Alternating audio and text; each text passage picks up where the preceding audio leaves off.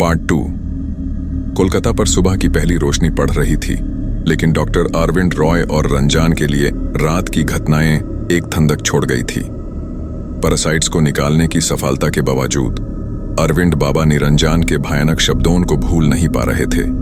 शहर अपनी भीड़ भड़ और जीवन के साथ अब एक अंधेरे का नाटक लग रहा था। विधि के बाद के दिनों में रंजान का रिकवरी बहुत तेजी से हुआ। घिनौने गूंगे गायब हो गए थे, सिर्फ हल्के निशान छोड़ गए थे जो उसके संकट की याद दिला रहे थे। लेकिन उसका आभार अरविंद के प्रति एक डर के साथ मिला हुआ था।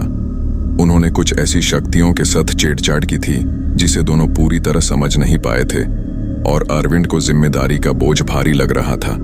सच्चाई प्रोफेसर मिश्रा की चिंताओं को मन में रखते हुए अरविंद बाजार वापस गए। इस बार वो बिना जवाब पाए वापस नहीं आने वाले थे। बाजार हमेशा की तरह भीड़ भरा था, लेकिन बाबा निरंजन का स्टॉल खाली था। अरविंद ने लोगों से पूछा और एक बुजुर्ग व्यक्ति ने उन्हें बाजार के कोने पर एक पुराने बिल्डिंग की तरफ इशारा किया। बिल्डिंग एक अंग्रेजी समय का अवशेष थी। उसकी दीवारें गिरती हुई और बिलों से लड़ी थी। अरविंद ने भारी लकड़ी का दरवाजा धकेला और अंदर चले गए। हवा घुल मिला हुआ था धूल में, और हल्की रोशनी मुश्किल से अंधेरे में घुस रही थी। उन्होंने संकरे रस्ते नेविगेट किए जब तक उन्हें बाबा निरंजन एक छोटे मोमबत्ती से रोशन कमरे में नहीं मिल गए, जो प्राचीन ग्रंथों और अजीब वस्तुओं से घिरा हुआ था। मुझे पता था तुम आओगे, बाबा निरंजन ने कहा। उनकी आवाज अजीब तरीके से गूंज रही थी। तुम्हारे पास प्रश्न हैं जो जवाब मांगते हैं। अरविंद आगे बढ़े। उनकी आवाज भय के बावजूद शांत थी। तुम्हें सब कुछ समझाना होगा। पैरासाइट्स विधि, तुम्हारा इस पुराने कल्ट से क्या संबंध है? बुढ़ा आदमी ने ठंडी सांस भरी। उनका चेहरा एक तरह की थकान और छूत से भरा था। मैं अंतिम मिस्टिक हूं, मनाही किए गए ज्ञान का रक्षक। कल्ट की प्रैक्टिसेस कभी दोबारा सामने नहीं आनी थी, लेकिन मजबूरी ने मुझे जो मैं जानता था उसका उपयोग करने को मजबूर कर दिया। पैरासाइट्स ये हमारे द्वारा बनाए गए प्राणी हैं जो विधियों से जुड़े हैं। अरविंद को गुस्सा आया। तुमने कितनी जिंदगियां खतरे में डाल दी हैं। इसे रोकने का कोई तरीका होगा, पैरासाइट्स को हमेशा के लिए खत्म करने का। बाबा निरंजन धीरे से सिर हिलाते हुए बोले, एक तरीका है, लेकिन यह बहुत जोखिम भरा है। पैरासाइट्स उन लोगों की तरफ आकर्षित होते हैं जो ताकत और शक्ति चाहते हैं। उन्हें खत्म करने के लिए तुम्हें उनकी ऊर्जा के स्रोत को काटना होगा। विधि को जो उन्हें इस संसार में लाए थी उसे पलटना होगा, लेकिन इसके लिए एक महाबलिदान चाहिए। अरविंद का दिल डूब गया। कैसा बलिदान?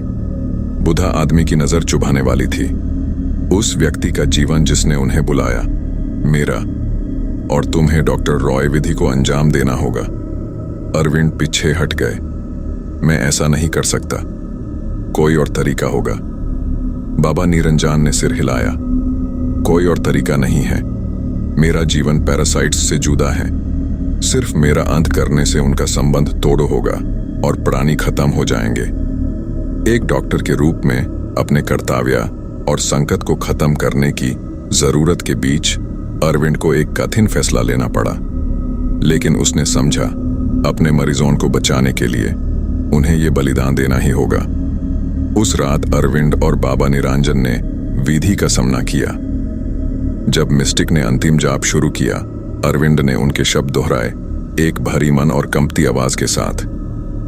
विधि पूरी होती गई, और जैसे ही आखिरी शब्द गूंजे, एक प्रकाश की तीव्र रोशनी चली और बाबा निरंजन का शरीर धीमी आग में जलने लगा, जैसे वो खुद एक दिया बनकर जल रहे हो। और फिर सब कुछ शांत हो गया। प्रकाश मिट गया और बाबा निरंजन का शरीर बस एक राख का ढेर बन गया। अरविंद ने उसे देखा।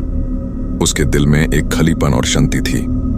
पैरासाइट्स का अंत हो गया था और शहर एक बार फिर अपने साधारण जीवन में लौट आया। लेकिन डॉक्टर अरविंद रॉय के लिए यह घटनाएं एक याद थी जो कभी मिट नहीं सकती थी।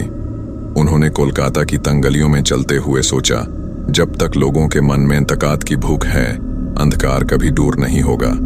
लेकिन तब तक वो अपनी प्रतिया और अपने मरीजों के लिए यहाँ रहेंगे, तैयार उस अंधकार का सामना करने को। और ऐसे ही कोलकाता ने अपनी कहानियों का एक और पाना पलट दिया। अंधकार और प्रकाश के बीच एक और युद्ध में विजय प्राप्त करते हुए।